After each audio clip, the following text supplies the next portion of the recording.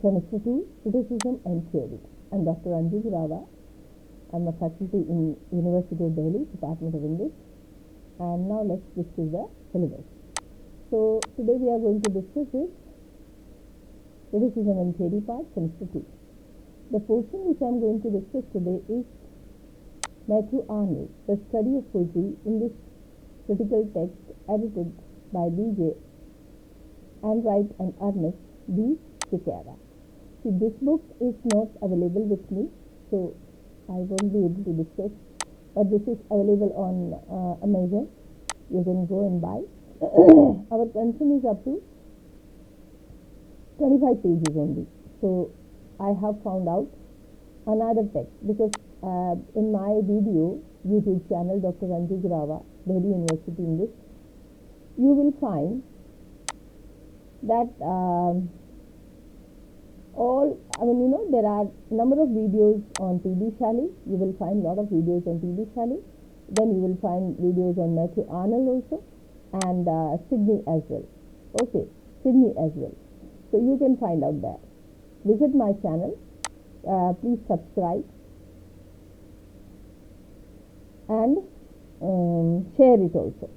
So right now I am going to discuss today Methew Arnold, The Study of Poetry. Basically, our concern is to see what Arnold has written, because even if you go for this text, The Study of Poetry, English Critical Text,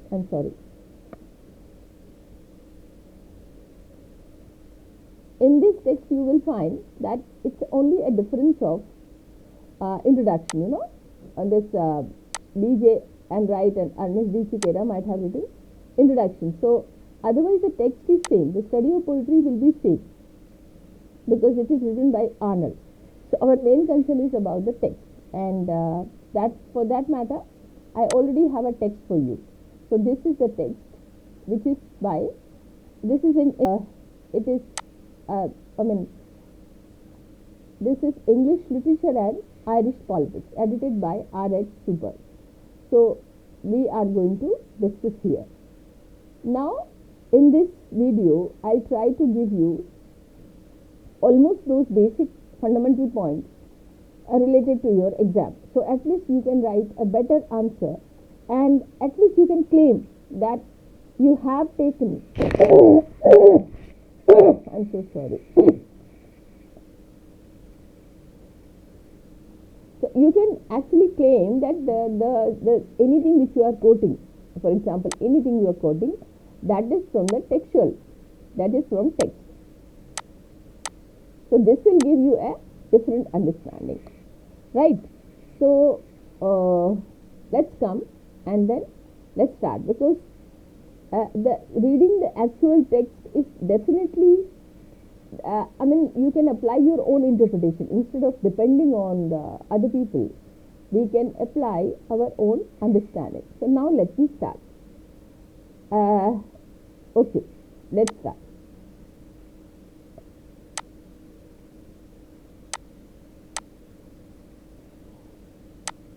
Fine. The future of poetry is immense, because in poetry, where it is worthy of its high destiny, our race as time goes on and will find an ever a surer and surer state. There is not a creed which is not shaken, not an accredited dogma which is not shown to be the questionable, not a received tradition which does not threaten to dissolve. Our religion has materialized itself in the fact, in the supposed fact, it has attached in emotion to the fact, and now the fact is failing. But for poetry the idea is everything, the rest is a world of illusion, division, divine illusion. Poetry attaches its emotion to the idea is a fact. The strongest part of our religion today is its unconscious poetry. So it is here in this paragraph, Arnold is trying to establish the prime characteristics of poetry. So poetry is in the the destinies of a race and times has gone on, and will find every sure and sure stay. There is not a creed which not shaken and not accredited dogma which is not shown to the questionable. And you know what is the most important point? Our religion has materialized itself in the fact, in supposed fact that it has attached its emotion. Because if we talk about religion, religion is associated with emotion. So, emotion is one of the most strongest characteristics of poetry. So that is how this point you can remember here: religion and emotion and poetry. So that is what the strongest part of our religion today is its unconscious poetry. So poetry is there. Let me be permitted to quote those words of my own as uttering the thought which should, in my opinion, go with us and govern us all in our study of poetry. In the present work, it is the course of great contributory stream to the world, a river of the poetry that we are invited to follow. We are here invited to trace the stream of English poetry, but where we are set ourselves as here to follow only one of the several streams and make the mighty river of poetry where we seek to know them all. Governing thought should be the same. We should conceive poetry worthily and more highly than it has been the custom to conceive. We should conceive of it capable of higher use and call the higher destinies than those which is in general and have assigned to it hitherto. More and more mankind will discover that we have to turn to poetry to interpret life for us and console, sustain us. Without poetry, our science will appear incomplete, and most of what learn to care for all these together and to go into unto perfection of our true civilization. Then last they will be professing and practicing the true and noble science of the politics and the true and the noble science of economics instead, and now semblance only for those science and best fragments of them. Here we are talking about the primary characteristics of the poetry. You can come and read out this paragraph again. Fine. Then now passes us with the religion and philosophy will be replaced by poetry. Science, I say, it will appear incomplete without it, for finally and truly does Wordsworth call poetry the impression, the impression expression which is in the countenance of all signs. And what is countenance without its expression? Again, Wordsworth finally truly called poetry the breathe and final spirit of all knowledge. So this quote of Shakespeare is very famous. Actually, this quote is very famous, and what Wordsworth says, poetry is the final spirit of all knowledge. Poetry is the breathe and final spirit of all knowledge. You can quote this line. Okay. So our relation parodying evidence such as those on which the popular mind relies, our philosophy pluming itself and reasoning about quotients and finite and infinite beings. What are they? The show of the dream and false show of knowledge. The day all come when we shall wonder at ourselves of having trusted to them, having taken them seriously, and more we perceive their hollowness, the more we shall prize, breathe and final spirit of knowledge offered to us by poetry. So you please remember this point, especially what Wordsworth says. So initially, I again repeat the point which we were talking about in the first here, what is the true characteristics of the poetry. So poetry, here you say poetry and religion, and poetry and emotion. This is one point. Okay, you remember this: poetry and religion, poetry and emotion. So this is what this you have to remember.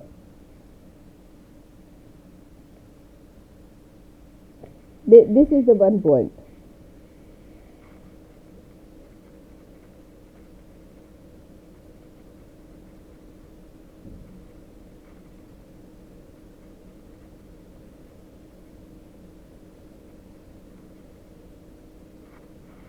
Then the next point, when we are talking, is Wordsworth's breathe and final spirit of all knowledge.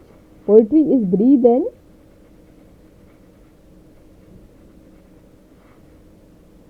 finer spirit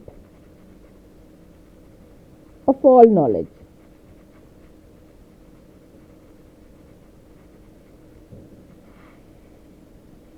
Now,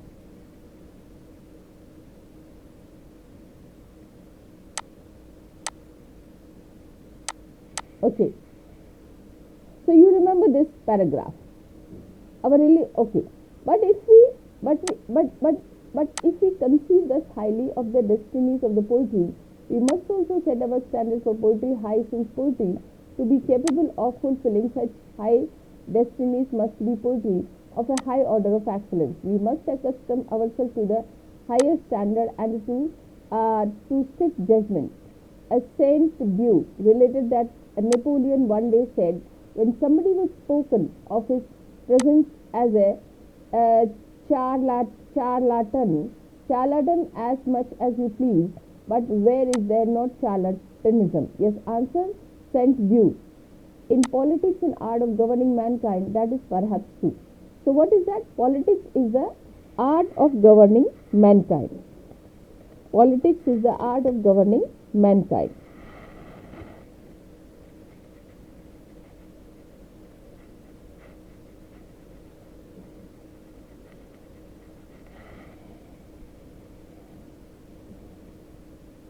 Politics is the art of governing mankind. Right? Okay. Lies in the voilableness of what noble portion of the men sing. It's admirably said that let us hold fast to it. In poetry, what is thought an art in one is glory, eternal honor, and charlatanism shall find no entrance. That noble thread be kept inviolated and invariable. Charlatanism is for focusing or obliterating the distinction between excellence and inferior, sound and unsound and only half sound, true sound and only half true. Charlatanism, conscious and unconscious, whenever we confuse and obliterate these, and in poetry more than anywhere else, it is unpermissible to confuse and obliterate them. For in poetry, the distinction between excellence and inferior, sound and unsound, and half sound, and true sound and true and untrue, half true, and paramount importance. So, what is this? Poetry actually gives us a kind of understanding where what you can judge. So, poetry more than anywhere else, it is, what does it give? Unpermissible to confuse, obliterate them. In poetry, the distinction between excellent and inferior. Through poetry, you can find out the difference between excellent and inferior, sound and unsound, only half sound, true and untrue, and half true, paramount distinction. So these are the characteristics is developed by the poetry. It is of paramount importance because of the high destinies of the poetry. In poetry, as a criticism of life under conditions fit for such criticism, by law of poetic truth and poetic beauty, the spirit of our race will find, we have said, as time goes on and other helps fade. It is consolidation and stay. The consolidation and stay will be power of the proportion to the power of the criticism of life. And the criticism of life will be of the power in proportion as the poetry conveying its excellent rather than inferior, sound rather than unsound, half sound and rather than untrue and half true. So while you are writing your answer, please mention these words. Okay? Please mention these words. What is there? So sound, unsound, these sound, unsound, and only half sound, true and untrue, and only half true. So these three things you have to remember, and that is going to make your answer very powerful. So what is that? Sound, unsound, and half sound, true, untrue, and half true. So these are the three words you have to remember, and you have to write in your answer. Okay. The best poetry is what we want. The best poetry will be found to have a power of forming, sustaining, and delighting us, and nothing else can. So what is this? The best poetry is having the power of forming, sustaining, and delighting us as nothing else can. a clearer, deeper sense of the best in poetry and the strength and joy to be drawn from it. It is the most precious benefit which we can gather from the poetical collections such as present, and yet in the very true and conducted of such collection there is inevitably something which it tends to obscure to us the conscious of what our benefit should be and distract us from the pursuit.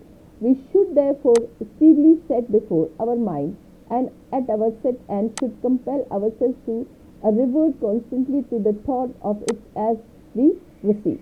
So you remember we are actually having a chain of thought right now. We are having a chain of points right now. Here you say the religion could be associated with poetry because the poetry is associated with emotion and religion is also unconscious poetry. So emotion, poetry and religion. These are the 3 points which bind together. Here when we came here, then the definition of Wordsworth is breathe and finest spirit of all knowledge. Poetry is the breathe and finest spirit of all knowledge. When we come here, the poetry even teaches how to govern humans. So this point also you have to remember. Then it gives us, it makes the mind clear. So we can understand which is sound, which is unsound, which is and half sound. True, untrue and half true. Sound, unsound and half sound. True, untrue and half true. And then again here we come here, that is what? It is benefit, the poetry is what we want. The best poetry will be found to have a power of forming, sustaining and delighting. So please remember these points. These are the significant forming. The poetry has the power of forming, sustaining and delighting. Okay, so these are the qualities. These are the points which you have to remember. Otherwise if you are, speaking in a general way, then your ideas would be almost repetitive and you will not be able to produce better answer. So that is how, and then specifically certain words which you are picking from the text, that makes sense. Okay, that makes your answer very powerful. My concern is here to develop a very beautiful answer for your exam. That is what we are trying to do here. So we are trying to make a good answer as well as we are trying to understand the idea. Yes, constantly reading poetry, a sense for the best, the really excellent and of the strength and joy to be drawn from it should be present in our mind and should govern our estimate of what we read. But this real estimate, the only true one, is liable to be superseded if we are not watchful by 2 other kind of estimate and historic estimate, the personal estimate, both of which are fallacious. A poet or a poem may count to us historically, they may count us on ground personal to ourselves, they may count us really, they may count us on historically.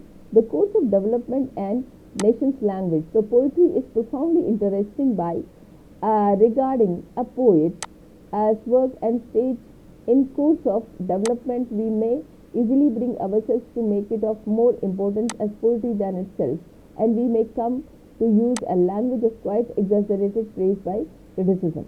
So here, this is again the next point we are drawing here. What is that?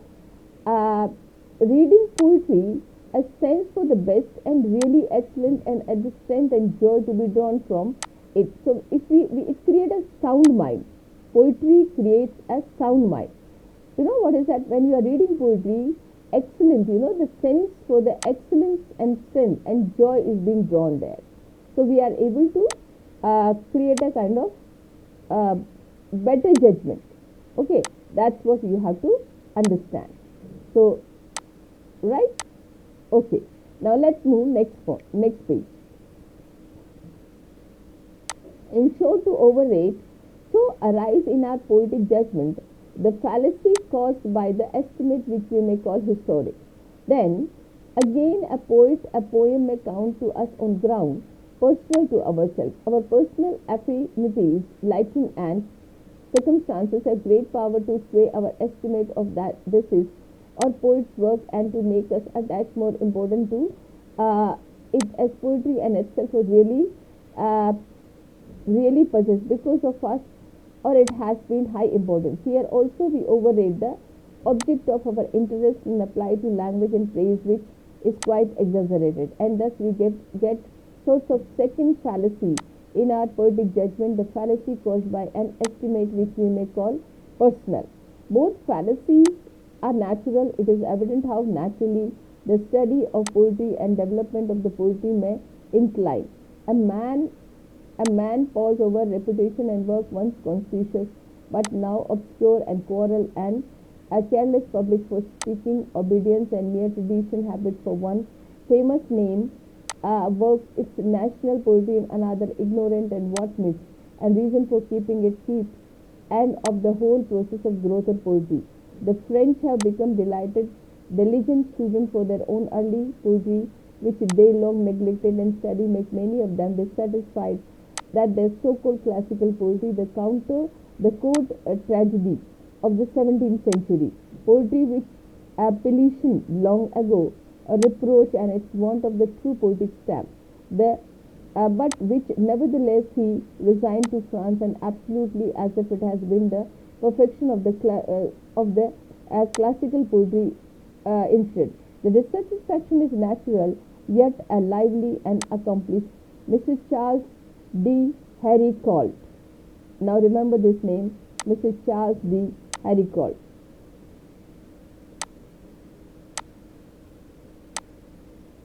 Mr. Charles D. Haricourt. Please remember. The editor of Clement Marot goes too far when he says that the cloud of glory playing around a classic is a mist and dangerous to the future of literature, and it is intolerable for the purpose of history. Hinders us from seeing more than one single point, culminating exceptional point, the summary, fiction and arbitrary thought and the work. It substitutes a hello and a physiognomy. It puts statue where there was once a man, hiding from us all trace of the labor, and attempts the weakness and failure it claims not study and veneration. Does it not show how things done? Imposes us such model, and above all historians, that creation of the classic personal inadmissible for its withdrawals. The poet from time and proper life breaks historical relationships.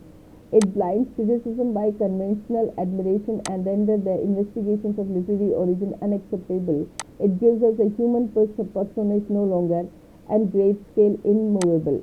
His perfect work like Jupiter and Olympus, and hardly it will be possible for the young student to whom such work is exhibited as the distance from him to believe, and it did not issue ready-made for the divine hand. And now these points are, just listen. So at least you should have an idea what are the description is giving, because every point will not be, we will not be able to write down every single point, but we have to pick up the argument, line of the argument. So I'm just trying to give you the threads and the idea on which you can catch hold of those basic ideas, and then you can discuss in your answer. All this is brilliantly and tellingly said by we must plead for the distinction. Everything depends on reality of the poet's classic character. If he is dubious classic, let us shift him. If he is false classic, let us explode him. But if he is real classic, and if his works belong to the class of the very best, for this is the true and the right meaning of the word classical, then the great thing for us is to feel and enjoy his work as deeply as ever we can, and to appreciate the wider difference between and for all work which has not the same high character. So here the next line of argument is we have to identify what kind of poet is there. So this, the classic, the categories or the understanding of the classic, so which, whether he is a real classic or whether his works belong to a class of very best and true and right meaning of the word classic. Then, what is, let me just read it out again. False classic, okay. Then, dubious classic, okay. So, and the classic character. So here, the poet's character is being, placed here. Which category of the classicism he is falling? So whether it is true classics, real classics, false classics, and that is what we have to find out. Then, what is the salutary and what is its formative? This is the great benefit to be got from the study of poetry. Everything which interferes with which hinders it injurious. We must read our classics with open eye and not with an eye blinded with the superstition. We must perceive when his work comes short and when it drops out of the class of the very best, and we must rate it and must such face its proper value. But the use of this negative criticism is not in itself. It is entirely in its enabling us to have a clear sense and deeper enjoyment of what is truly excellent. To trace the labor and attempt the weakness and failure of the genuine classic, to acquire oneself with his time and life and historical relationship is mere literally dilettantism unless it has clear sense and deeper enjoyment. So when we are talking about the poet, which category he falls, whether he is a true classic, whether he is a half classic, false classic, dubious classic, and why we are talking about the classicism, because it gives the excellence to the understanding. It is truly excellent, and it is a kind of true labor to the humanity. When anybody who is producing the best knowledge, it gives and it uplifts the spirit of human. So poetry is capable of uplifting the spirit of the human. For example, suppose somebody is not having a motivation. Somebody is not directed towards the welfare or a certain task and habits which could help the other humans. But poetry, by reading poetry, they develop a finer idea, cool mindset, and the belief system which could actually help other humans. So that is why, because our main concern is to help other humans. And okay, so it may be said that there must be more about the classic and better we shall enjoy. And if we believe, as long as Methew Shelley had all hats of the perfect clearness and wills and perfect steadfastness, this might be true in fact that it is plausible in theory. But the case here is such the same, and the case with the Greek Latin studies of our schoolboy, the elaborate philosophical ground which we require that. To lay in the theory an admirable preparation for appreciating the Greek and Latin author worthily. The more thoroughly we lay the groundwork, the better we shall be able, and it may be said, to enjoy the authors. True, if times were not so short, and schoolboy which not so soon tire, and their power of attention exhausted, only as it is elaborate philosophical preparation goes on. But the authors are little known and less enjoyed. So with the investigations of the historic origin in the poetry. So now we are talking about one point, that is historic origin in poetry.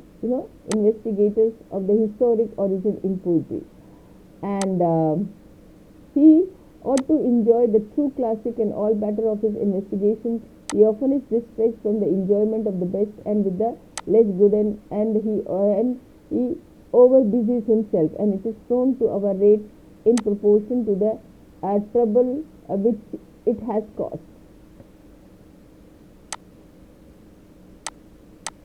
The idea of tracing historic origin and historical relationship cannot be absent from the compilations like the present, and naturally the poet to be exhibited, it will be assigned to those persons for the exhibition who are known to prize them highly, rather than to those who have no special inclination towards them. Moreover, the very occupation which author and business of the exhibiting him dispose us affirm and amplify his importance. In the present work, therefore, we are sure of the frequent temptation to adopt the historic estimate and personal, and forget the real estimate, which latter nevertheless must employ, if we are to make poetry yield and full benefits. So high is the benefit. The benefit of clearly feeling and deeply enjoying excellent the true classic in poetry that we do. I said it fits before our minds, and our object is studying poets and poetry, to make the desire of attempting its one principle in which we are the imitation says. Whatever we may ready and come to know, we may always return. The historic estimate is likely in special to affect our judgment and language we are in dealing with ancient poets. The personal estimate we are dealing with the poets and our contemporaries or any rate modern. The exaggeration due to historic estimate are not in themselves perhaps of very much gravity. The report hardly enters the general care. Probability do not always impose even in literary man. But they led to a dangerous abuse in language. So we hear Cadmon amongst our poets compared to the Milton. I have already noticed the enthusiasm of one accomplished French critic of historic origin, another eminent French critic, M. Vitate's comment upon the famous document of the early poetry of his nation. It is indeed a most interesting document. Then Taillefer, who was William the Conqueror armies at Hastings, marched before Norman troops, so said the tradition, singing of the Charlemagne of the Ronald and Oliver, and the vessel who died. Okay, so here, there are certain names which you need to remember. That is M. Vitate, okay, and then it is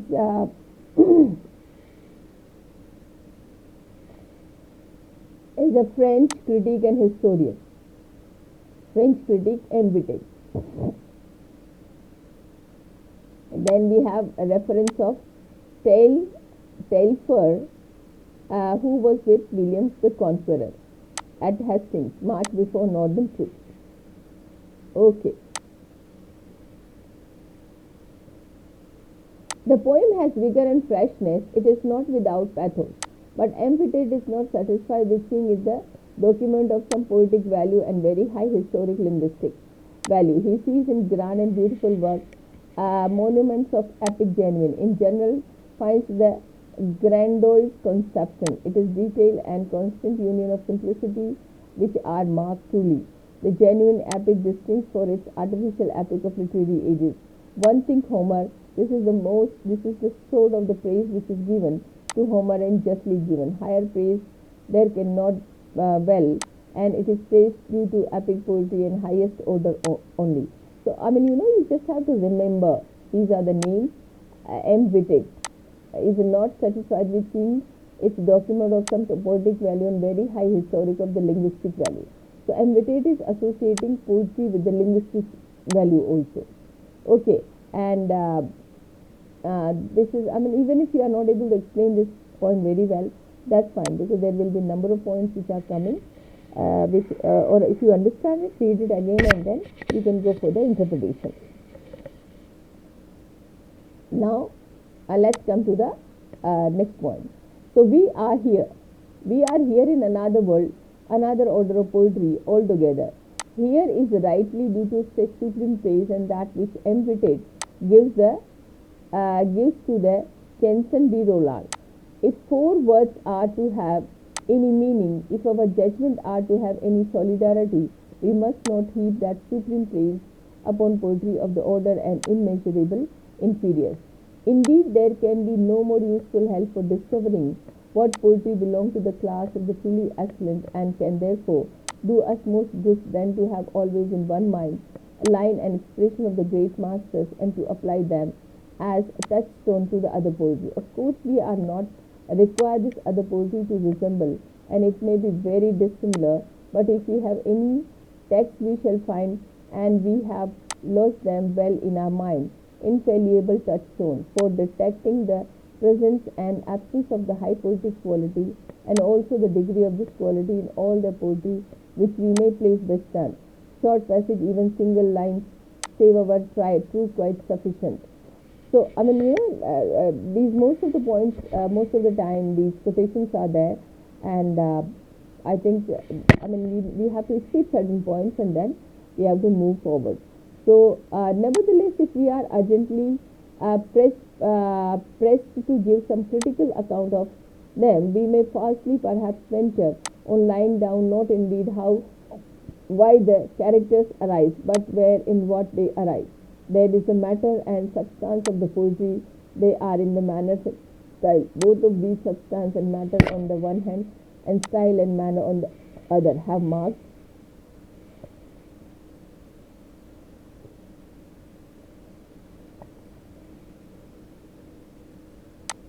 no for we should thereby by darkening and questioning, not cleaning.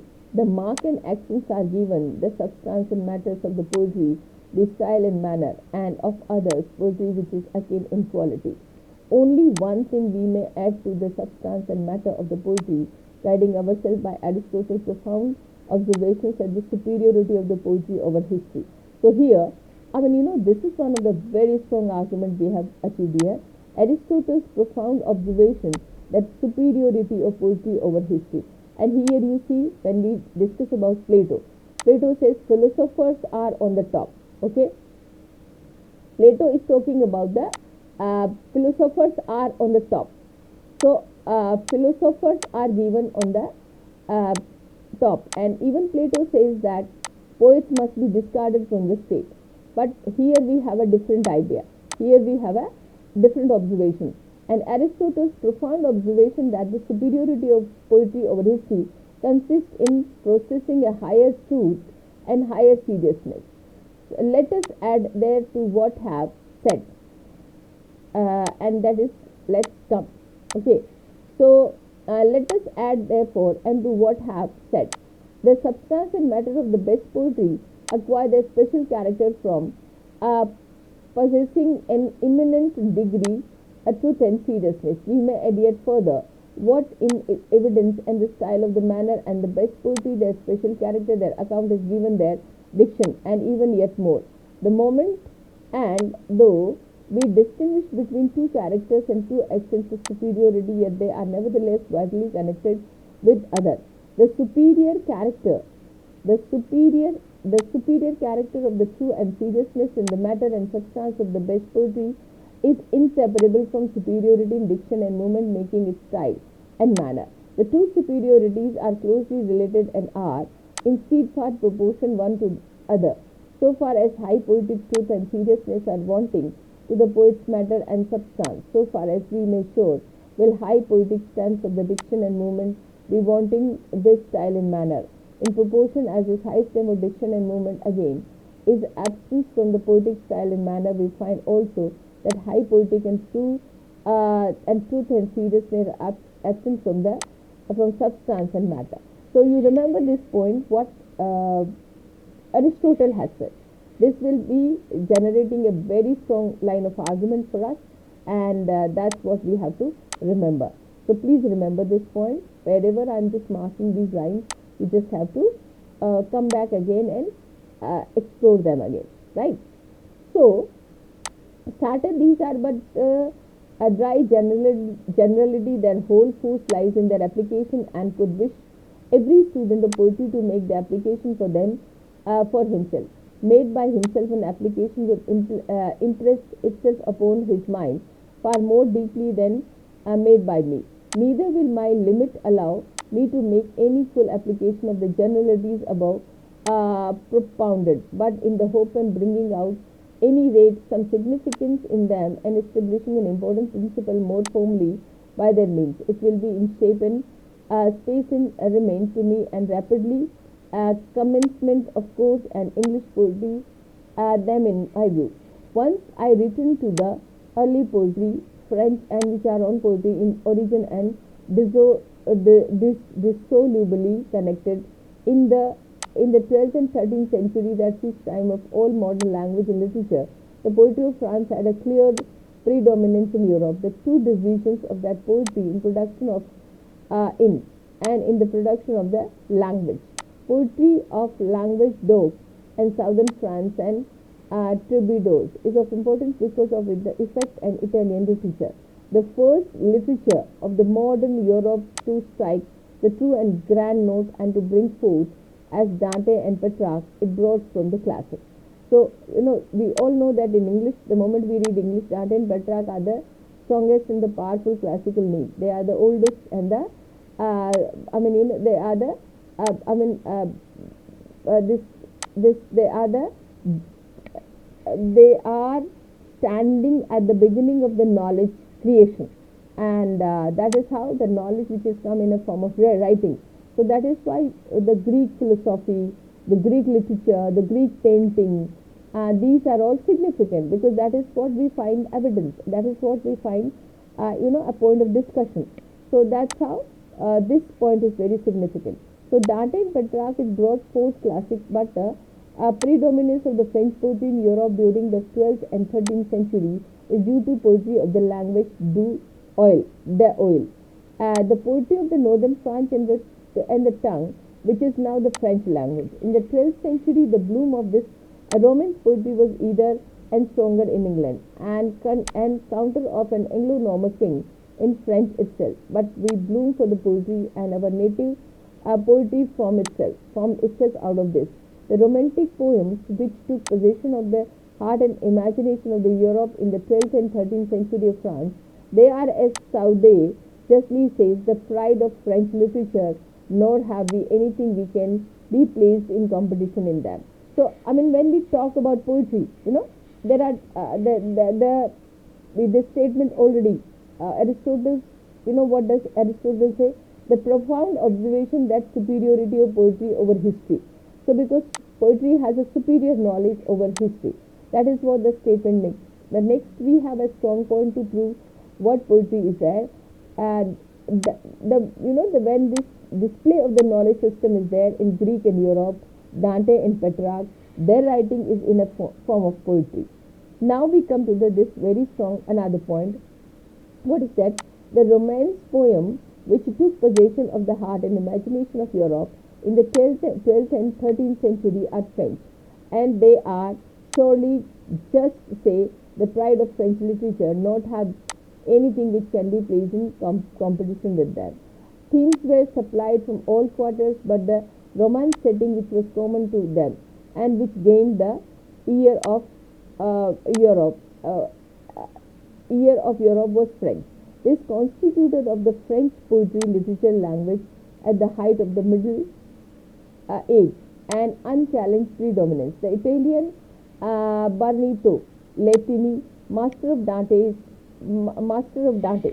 So Dante has a very significant place in the field of literature, and Barnito Latini was his master. So we are reading the master's master. He says, this is in, I think it is in Latin. In the same century, the 13th and the French Romance writer Christian of Troyes formulates the claim and chivalrian letter. So this is what Barnito Latini says: La parlior en us plus deletable L plus some. In the same way, the 13th and the French Romantic writer Christian of the Troyes formulate claim. What is that? It is said because it is in Latin, and I am not able to read Latin, so kindly forgive me, but I can explain in English. Now, by this book you will learn the first Greece had a renown of chivalry and letter and primary in letter passed to Rome, and now it comes to French. God grant it may kept there, and the place may please so well. The honor which come to make in France may never depart them. Yet it is now all French romantic poetry, which the weight and substance of the power of the style are not unfairly represented by the extract from Christian of the Troyes. Only by means of the historic estimate can persuade ourselves now and any of the political importance. But in 14th century comes an Englishman nourished on his poetry, taught his trade by the poetry, getting words, rhyme, meter, and the poetry, even that stanza which Italians use, which Chaucer derived immensely from the Italian. Basic suggestions was probably given to French. Chaucer, I have already named him, and fascinated contemporaries, but also did a Christian of Troyes or Wolfram, Eastbourne. Chaucer's power of fascination, however, is enduring, and political importance does not need the assistance of the historic estimate. It is real. It is genuine source to joy and strength, which is a following still of us, and a flaw always. He will be read as time goes so far more generally than he's read now. His language is cause of the difficulty of us and also think quite great of degree and language of Burns.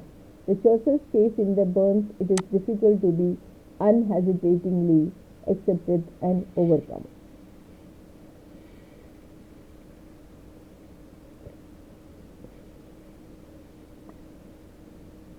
These are little technicalities we are going to do.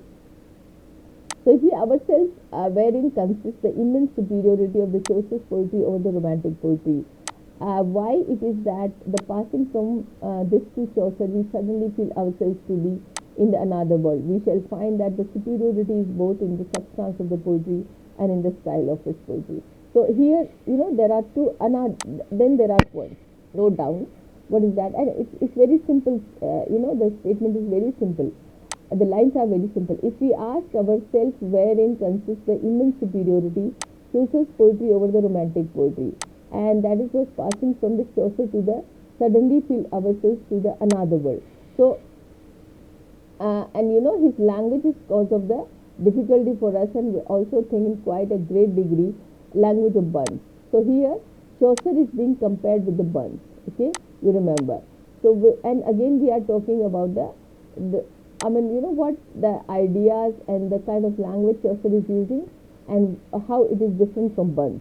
So Chaucer's poetry is somewhere, Chaucer's poetry over the Romantic poetry. Chaucer's poetry is not Romantic poetry, it is a kind of narrative poetry. So Chaucer's poetry is a narrative poetry. So that's the difference is there. But you can mention the name, Burns, okay. His superiority in substance is given by his large, free, simple, clear yet kindly viewed of human life. So unlike to total want in the Romantic poets, all intelligent command of it. Chaucer has not their helplessness, he had gained the power to survey the world of central and truly human point of view. We have only to call mind of prologue, the Canterbury Tales, the right comments on its riders. It is sufficient to say, according to the proverb, that he is God's plenty, and he is perpetual found and good sense. It is by large, free, sound representation of things that poetry and high criticism of life has truth and substance. Chaucer's poetry has truth or substance. So, I suggest one more thing to you. When you are, because in your, I don't know which this year, but I think in the second semester, in the first semester, that is medieval literature. The paper medieval literature is there. There also, if you have to define what Chaucer's poetry is there, these few lines could be the most significant. Okay, so that would be a very wonderful quote. It can be quoted, and I read it again because it is actually significant. Right. So it is sufficient to say that according to the proverb that here is God's plenty, and again here is perpetual fountain of the God sense. It is to be large, free, sound representation of the things the poetry, high criticism of life has true of substance. The Chaucer's poetry has truth of substance. So this is what the definition which could be written for the Chaucer, and I think this is one of the most remarkable because this is written by Arnold. So that makes it much more significant. Okay, so these are the writers which are there. Please try to and one more point is there. Chaucer is having a plenty. Here is God's plenty. So as if God is having extraordinary blessings to Chaucer because his wisdom, his thought process, his imagination, and his expression level is high, and God is giving him lot of vocabulary, lot of expression, lot of narration. So that is why it's here is a God's plenty. So that's what we have to remember, and that's a very significant point. Come back to this point again and listen it again. Okay, now of his style is the manner. If we think first of the romance poetry, then the Chaucer's divine liquidness of the diction, his divine fluidity of moment and difficult to speak temporary. They are irresistible and justify all. Right. So I will be focusing on main points only. Right, this point is very significant. Of his style and manner, if we think first of the romance poetry. Of his style and manner, if we think first of the romance poetry and then of the Chaucer's divine liquidness of diction, his divine fluidity of movement, it is difficult to speak temperately.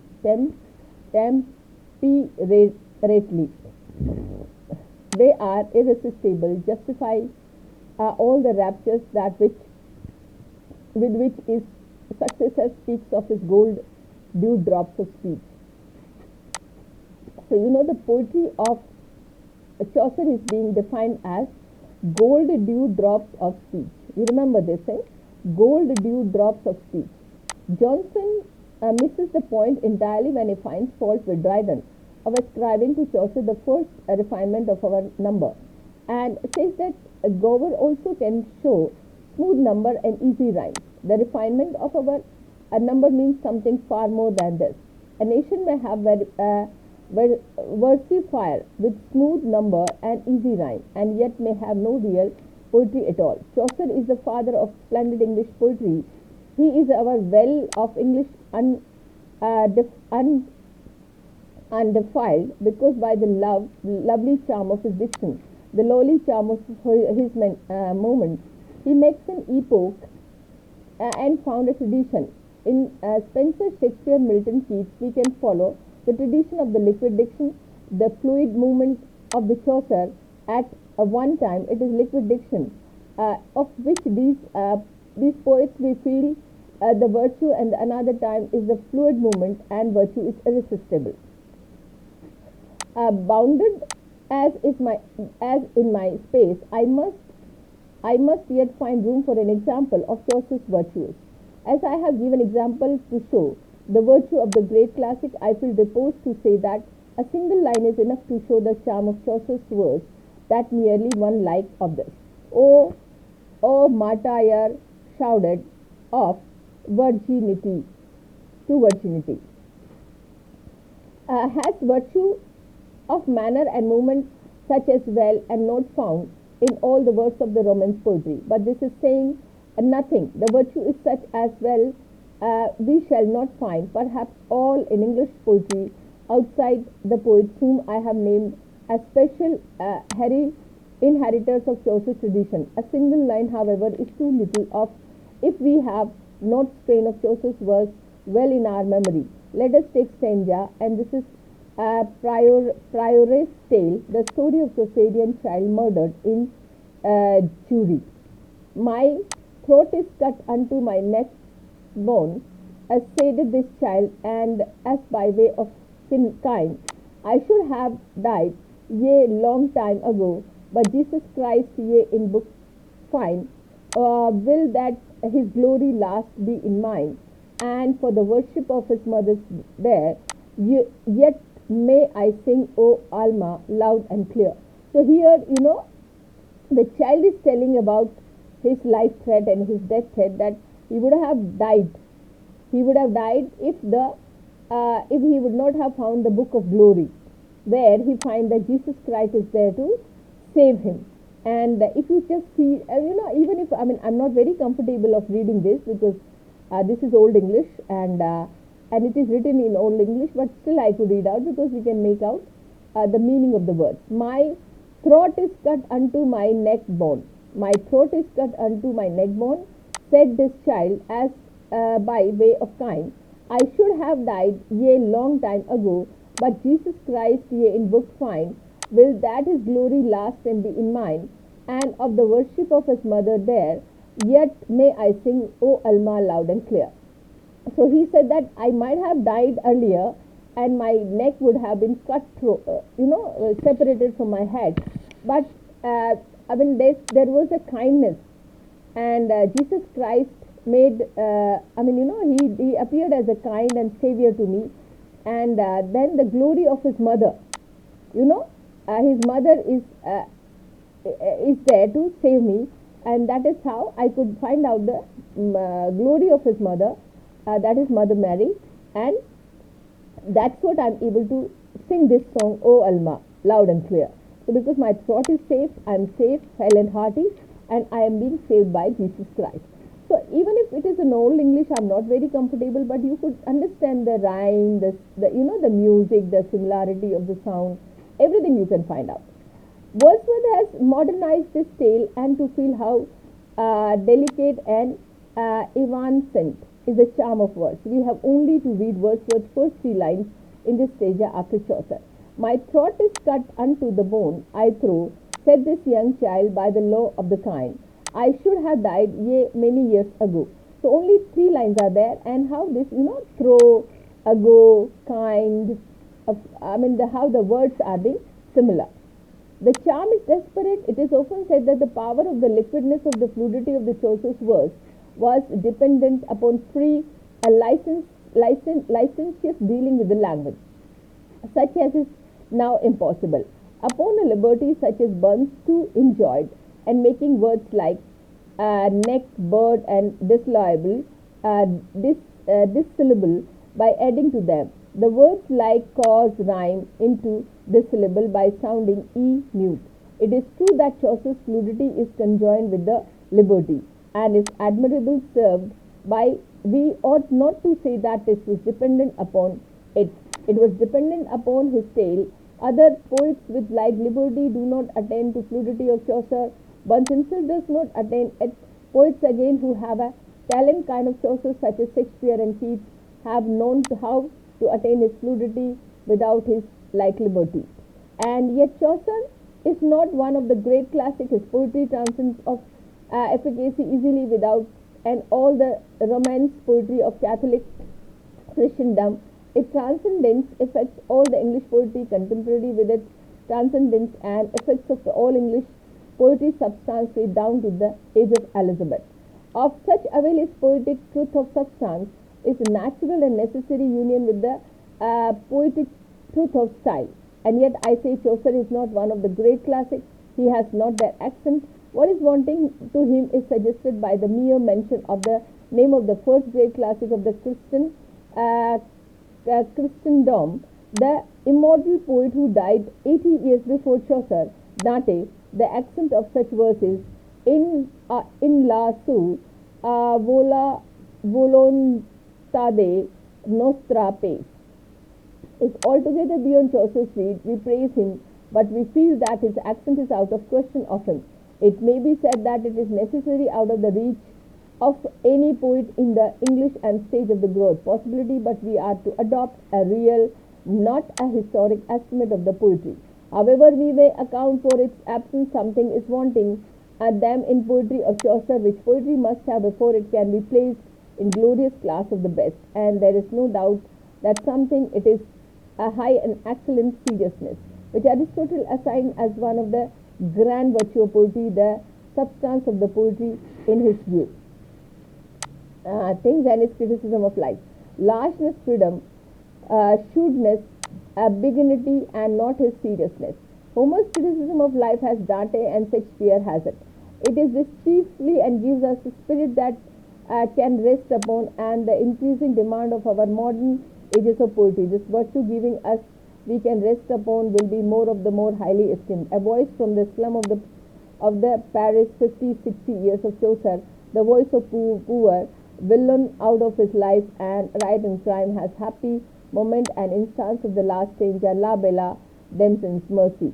More of this important poetic virtue of the seriousness and production of the Chaucer, but this appreciation to villain and in men like Villon is fitful, and greatness of the great poet, the power of the criticism of life, that is virtue, is sustained. To our praise, therefore, of Chaucer is a poet, there must be this limitation and lack of the high seriousness of the great classic, and therein an important part of their virtue. Still the main fact of us bear in mind about Chaucer is his sterling value according to the real estimate which we firmly adopt for all poets. He has poetic truth of substance, though he not a high seriousness. Corresponding to his truth of substance is an exquisite virtue of style and manner. With him is born our real poetry. So please remember, these are very significant paragraphs which you cannot ignore. After listening this audio, please go and read this paragraph again. I think this whole, points from 5 to this whole thing, you need to read it again, and these pages cannot be ignored. So that's how I think, and one more thing, if you are reading these paragraphs, it will help you to solve the answer related to Chaucer also, because so in a way you are not only preparing one question, but you are preparing 2 units altogether. And has his poetic truth of substance, then his fluidity, okay, and how, I mean, how we can call him as a glorious, the substance of Chaucer's poetry, his view of thing, and largeness, criticism of, and has largeness, freedom, shrewdness, big benignity, and and high seriousness. Homer's criticism of life and Dante has. Shakespeare has it with chiefly and give a spirit that we can rest upon. So that's how the Chaucer become one of the most significant writer. Fluidity of Chaucer. You can simply quote it. One himself does not attempt not attend to it. Poets again who has a talent of a kind of Chaucer, that is Shakespeare, Keats, and many more. So liberty of the words, greatness of the classic, and how fluidity, largeness of the expression. All these things you need to understand. And this way, I think we have come to the very significant point. Come to these points again, read them again, listen them again. Okay, suppose if I'm posing this, you just have a screenshot and then keep it in your mobile and read it again. Suppose this paragraph you want to do, just take a screenshot and then read it again. And this whole paragraph also you can take screenshot and then save it in your phone, because for this much time I'm stopping the page also on the screen. Now, my concern would be to finish this text because it is not very long, but there are much more significant points which we need to discuss. And as your question from here, it is the references are starting from where? It is the, so I'll leave the references from where the references are coming.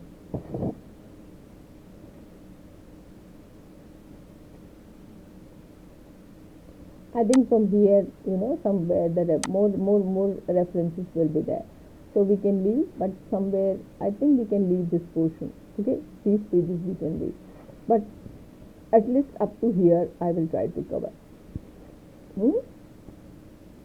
I think up to here somewhere we'll be able to cover up to here, right? So let me come back to the point, and I think we are able to finish it. I think so. Anyway, let me start again. Okay, so for my present purpose, I need not dwell on Elizabethan poetry.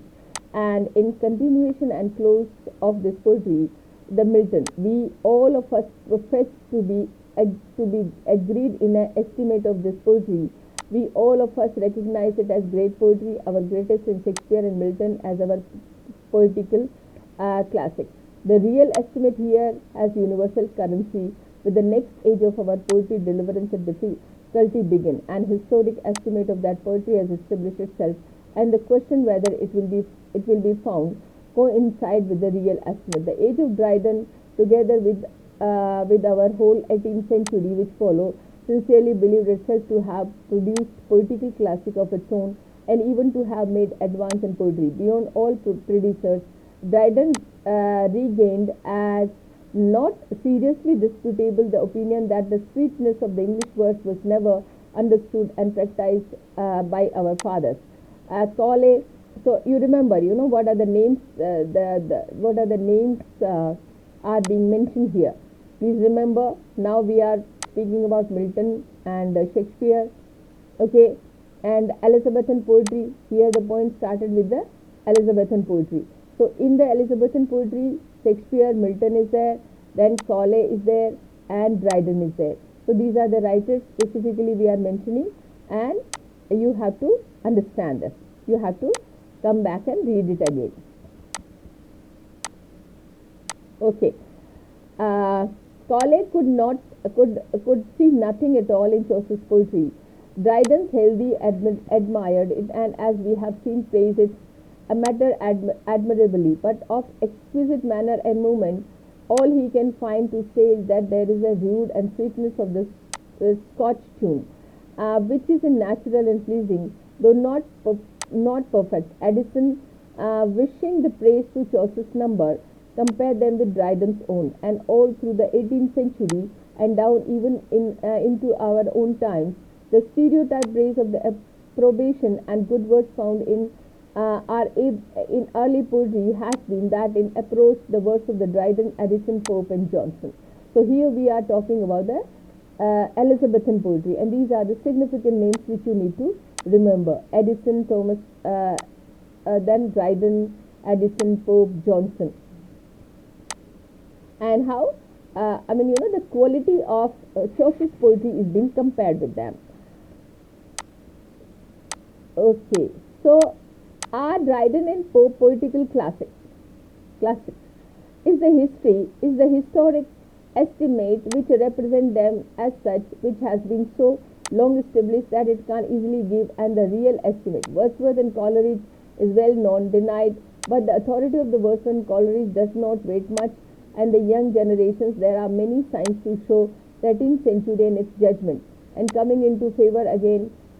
It is impossible within the present limit discussion and what men of the letters would think and dictatorially the claim. Two men such admirable talent. One of Dryden's a man of the sides and such energetic, genuine, and poetry we must have real estimate cost some arriving. When we find Chapman, Elizabethan translator of Homer. So Chapman is Elizabethan translator of Homer. Please remember this fact. These are the facts which you need to remember. Okay, very significant fact. Okay, Chapman, the Elizabethan translator of Homer, expressing himself in his preface, though truth in her very nakedness is in so deep a pit, and the gates to Aurora and gangs few eyes cannot sound her. I hope yet those few here will so discover and confront her, and they being out in her darkness in the morning of our poet. He shall now grid his temples with the sun. We pronounce that such a prose is intolerable when we find Milton writing, and long it was not after when I was confirmed in his opinion that he who would not be frustrated of his hope to write well thereafter in laudable things to him in true. They pronounce that such prose has its own grandeur, and it is absolute inconvenience. But when find Dryden telling what Virgil wrote in our vigor of age in plenty, and have undertaken to translate in my decline years, suggesting once operation and sickness curbed in my genuine liable to misconstruct. Then explain here, and last we have the English prose such as we would be all gladly use, and we yet Dryden was Milton's contemporary. But after the restoration of the time and come when our nation felt imperious of the need of the fit, so to time has likewise come when our notion felt the imperious need of the freedom of the freeing itself from the absorbing preoccupations which religion in the Puritans is an exercise. It was impossible that this freedom should be brought about without some negative excess, without some neglect and impairment religion of life, soul, and spiritual history of 18th century shows us that the freedom was not achieved without them. Still the freedom was achieved, and preoccupations and undoubtedly baneful and regarding of it to continue. It was great and religious amongst that used period of also with letters. A fit prose was necessary, but it was impossible that the fit prose should establish itself among without some touch for the frost to the imaginative life of the soul. The needful qualities for fit prose are regularity, uniformity, precision, and balance. So now we are having one new term, and that is fit prose. Okay, please remember this fit prose. What is that? The fit prose has regularity, uniformity, precision, and balance. So that is what we are talking about, the prose.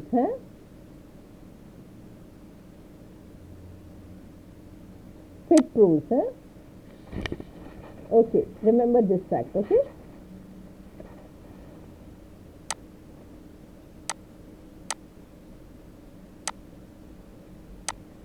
The men of letters whose destiny it may be to bring their notion to the attainment of the fit prose must of necessity, whether they work in prose or in verse, give a predominating and almost exclusive attention to the qualities of regularity, uniformity, precision, balance.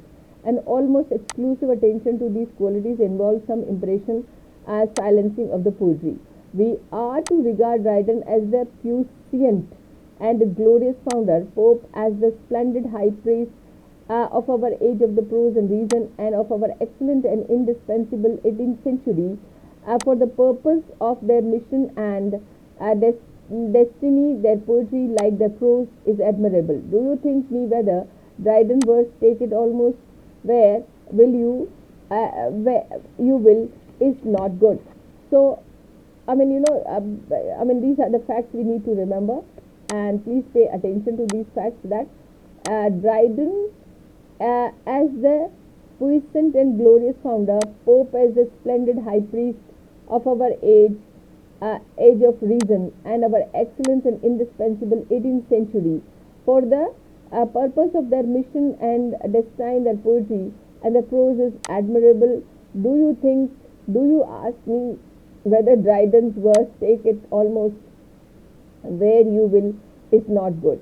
So what is a milk white hind, immortal and unchanged, fed on the lawns in the forest range? I answer admirable to the purpose of the inaugurator of an age of prose and reason. Do you ask me whether the Pope's verse, take it almost where you will, is not good? To Hounslow health I point, and Benstead down, trans come your mutton, and these chicks my own. I answer admirable for the purpose of the high and priest, admirable for the purpose of the high priest of an age of prose and reason. But do you ask me whether such verse proceed from men with adequate poetic criticism, life from them, and has a high seriousness? Without that high seriousness as poetic largeness, freedom, insight, benignity. Do you ask me whether the application of the ideas to life in verse of these men, often powerful applications, no doubt is powerful poetic application? Do you ask me whether the poetry of the man has either the matter of the inseparable manners, such as adequate poetic criticism, whether it has accent? I answer it has not, cannot have them. It is poetry of the builders of an age of the prose and reason, though they may write in words, and they may in certain sense be mastered in art of verification. Dryden and Pope are not classic of our poetry, and not classic of our prose. Gray is our poetical classic and literature and age. The position of the Gray is singular and demand a word of notice here. Has not volume or power of the poets who coming in the time were favorable and attained in an independent criticism of life. But he lived with great poetry. He lives about all, and the Greek, and perpetually studying, enjoying them. He caught their poetic point of view for regarding life, caught their poetic manner and point of view, and the manner are not self-spun in. He caught them of others, and he has not the free abundant use of them. But whereas Addison and Pope never had use of them, Gray had the use of them in time. He is scientist and frailest of the classic in our poetry, but he is classic.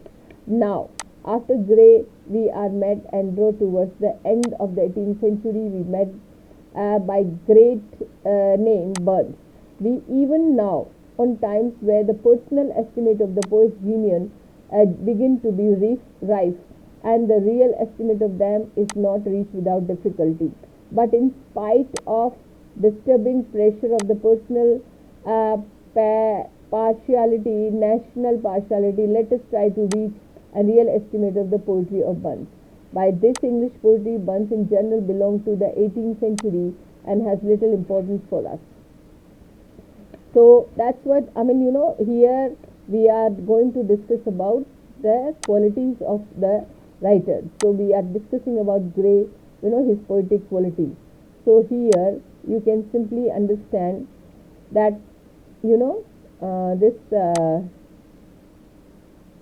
this Gray. So Gray, his poetic qualities and how his language, diction, everything is there.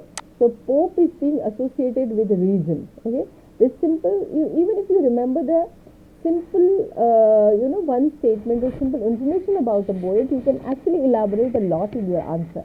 So these are the things which we need to remember. For that matter only I'm making, and I think I'm able to finish. Still things are there, but in between I will just drop some of the things, and then we'll move next. So here, a Scotchman, and then it is about Burns. I'm just just looking at the things, and then he's talking about Burns. So here it is about Burns. This whole paragraph will be about Burns. Burns, like Chaucer, comparison is there. And then require poetic frustration more than powerful. Okay, so still this Burns is there. So after this, let's find out, and then a quick reading. I'll give a quick reading. So even you can come back and then see it again. Okay, so up to here, if we go, look, before Thomas Gray, I think we are discussing about the Burns and his contemporaries. So let me just come to the point and just read. I'll be giving you a quick reading only. Okay, don't expect any explanation right now. Let's just go for the quick reading. Okay, evidently this is not the real Burns, or his name and fame would have disappeared long ago. Nor in Clarinda's love poet Sylvander and real Burns either. But he tells us himself, these English songs gravel me to death. I have not the command of the language that I have on my native tongue. In fact, I think in my ideas are more barren in English than in Scotch. I have been in Duncan Gray. It is to dress in English, but all I can do is desperately stupid. The English turns naturally in Burns to the poem in our own language because we can read them easily. But in these poems we have not the real Burns. The real Burns, of course, in his Scotch poem, let us bodily say that much of his poetry, a poetry dealing with perpetual and Scotch drink, Scotch religion, Scotch manner, and Scotchman estimate is apt to be personal. Scotchman is used to this world of the Scotch drink, Scotch religion, Scotch manner, and he has a tenderness for it. He meets in its poet halfway. So Burns was a Scottish man, okay, and that's what everything is Scotch, okay, and you remember Scotch whiskey is very popular. It is very famous. So Burns is a Scotchman. So Scotch drink, Scotch religion, Scotch manner, and Scotch estimate, and that's how. So when we are reading Burns in English, we are not getting the real Burns. But when we read his Scottish poetry, then we find, oh, this is what Robert Burns is there, because he was a Scotchman, and his real truth and his real his real depth of poetry comes in his own native language, that is Scottish. So let's say, okay, now Scotch religion and Scotch manner. He has a tenderness for it. It meets his poets halfway. In this tender mood, he reads peace like holy fair and holy loving. But this world of Scotch drink, Scotch religion, and Scotch manners is again a poet, not for him. When it is not a partial countryman who reads him, or in itself is not a beautiful world, and not one can deny of the advantage to the poet to deal with the beautiful world. Burns' world of Scotch drink, Scotch religion, Scotch manner is often a harsh, sordid, and repulsive world, and even the world of the Cotter's Saturday night is not a beautiful world. No doubt a poet's criticism of life may have such truth and power and triumph over its world and religious and delights world. Bunce may triumph over his world, and often he does triumph over his world. But let us observe how and where. Bunce is the first case we have had, and the bias of the personal estimate trained to mislead. Let us look at him closely. He can bear it. So, here basically these two ideas are very significant. Robert Burns is not from England. He is a Scottish man. So, most of the time you will find that his Scotch religion, Scotch manners, Scotch tenderness, and Scotch manners are there in his poetry. They are reflected in his poetry. So, let's say if these manners are romantic, these manners are very sophisticated, but at the same time we find that Burns' poetry is not so romantic. I mean, it is maybe talking about the harsh truth of the life, but it doesn't mean that he is he is not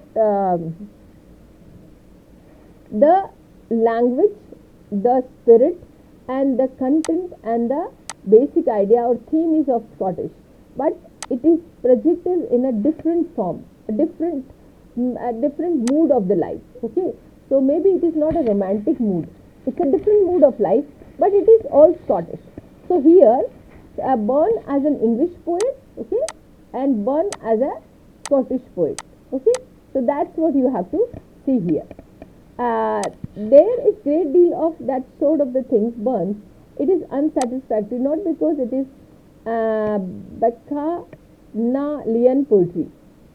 This is actually a new word. I myself even don't know, so I'll find it out. Okay, Bacchanalian poetry. I will find out. But because it has not that accent of sincerity in Bacchanalian poetry to do justice every often. This is something in the bravo which makes us feel, and we have not man speaking to us with this real voice, something poetically unsound. But still more confidence will have admired, tell us that we have the genuine Burns, the great poet with his strain asserts an independence, equality, dignity of man, and the famous song, That and That. A prince can make a bartered knight, a marquis, duke, and that, but the honest man's abone has might, gave faith the Muana Fade, for that and that, their dichiness and that, the pit of the sense and pride of worth are higher ranked than that. So, please forgive me for my misreading or maybe not up to your expectation. Kindly forgive me that I'm not expert of this kind of reading. So, forgive me that. And I give you what is, the information which you wanted to know, that is Bacchanalian poetry. So, just give me a second. Just little time. Bacchanana. Lian.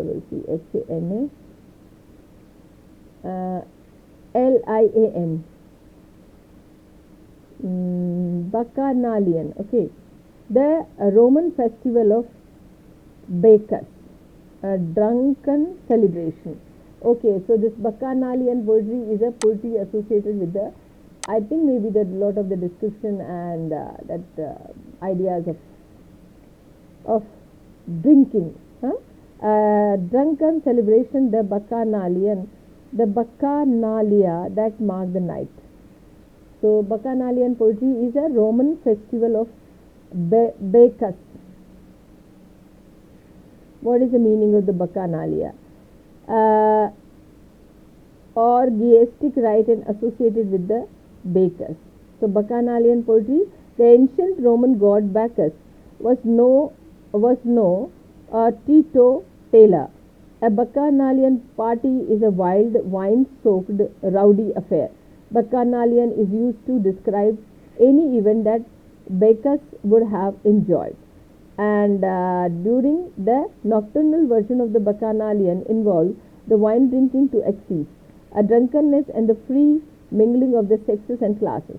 The rites also involved loud music. According to Levy's count, Publius Abutus of the Gene Aebutia won against the cult of his excess and courtesan Hispala Phaencia.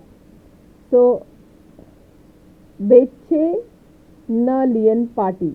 I mean, it's the pronunciation is given is Bacchanalian. So I think when I was speaking Bacchanalian, it is not. It's the Bacchanalian. Bacchanal. Baccanalia.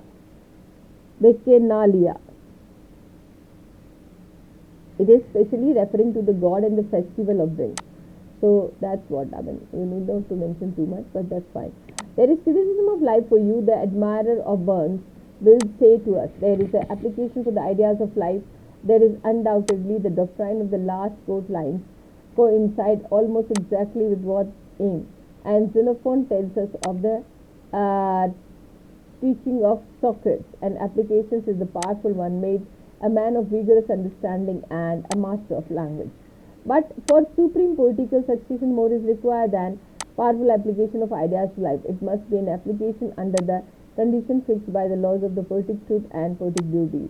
Law fixed as an essential condition and in the poetic treatment of such manner are here questions and seriousness.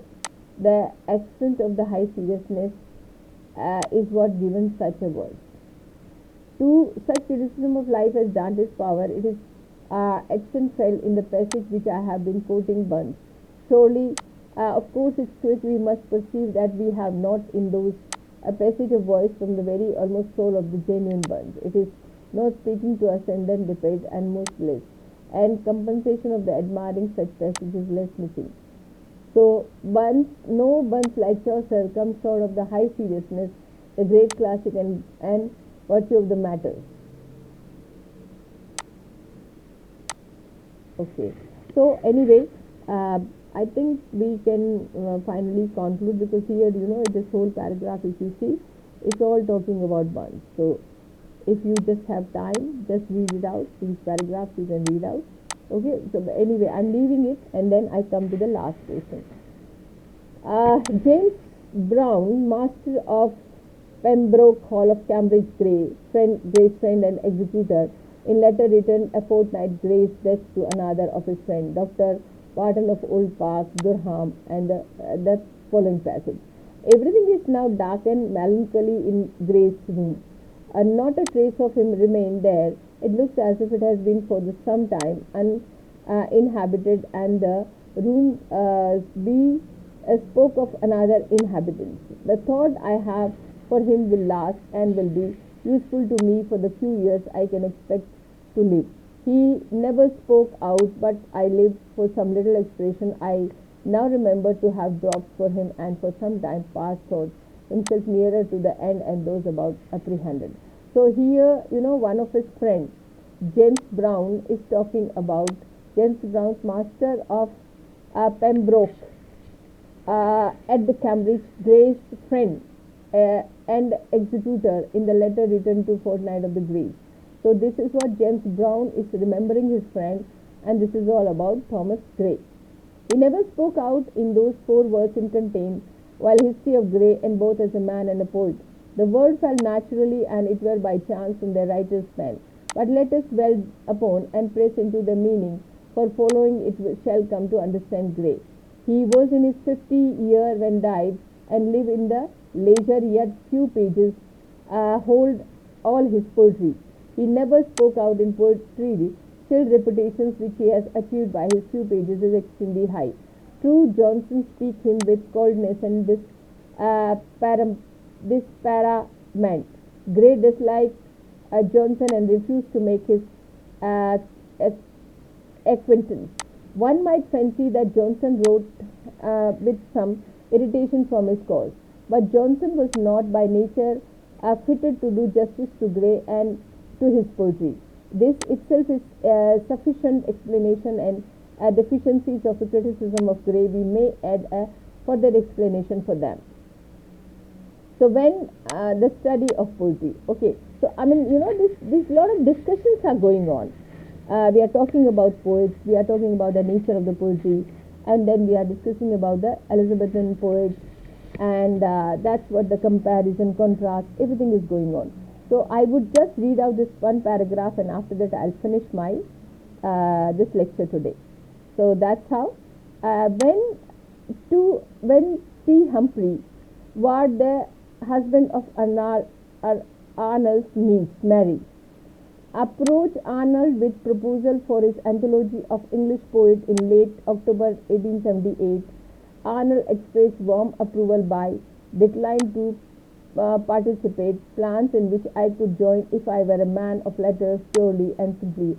I cannot join is now in that I am school inspector with a very limited time in my disposal for letters. I am obliged to keep work which has suggested itself to my own mind. The little time which I have free, and therefore he had declined John Morley's proposal to do monograph on Shakespeare for the English Man and Letters series, and single recent commitment for the work on commission. He said 2 pages introduction to the poet in Wood's The 100 Greatest Man. 4 days later, however, on October 26, Arnold held out the hope that he might write general introduction to the Ward after all. Ward's disappointment by the initial refusal meanwhile proposed alternative authors. Arnold replies on the 30th. Stopford Brooke would be more acceptable than Palgrave.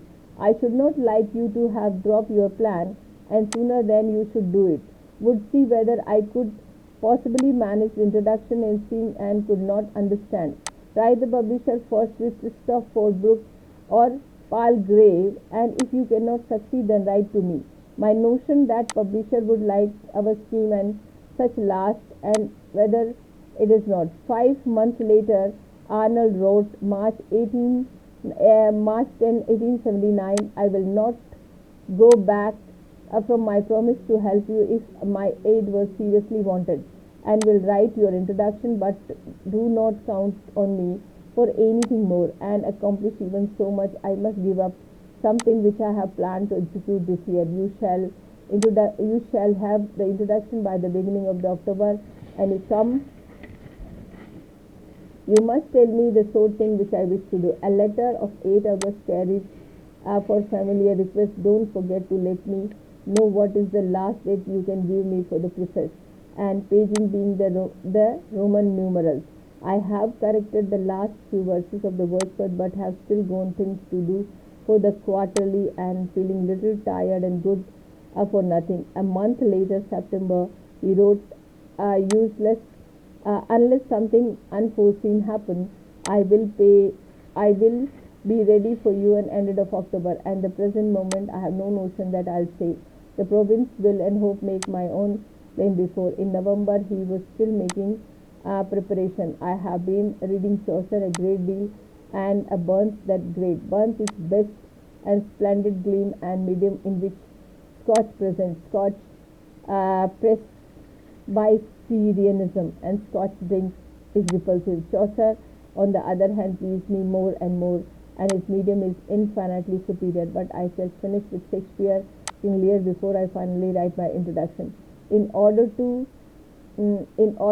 have proper taste in my mind, and I'm work letter. So these are, I think, this is what the introduction of this, and all this related information related to this introduction we are going.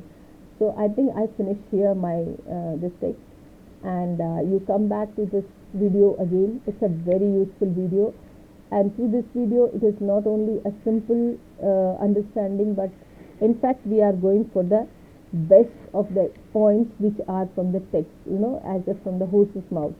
So come back again, listen this audio. You can listen this in a form of audio, and subscribe to my channel. Relook again, come back again, and share it with your friends, share it with your juniors, and share it with even your friends who are in different universities, so they can get help of this. Thank you so much. God bless you.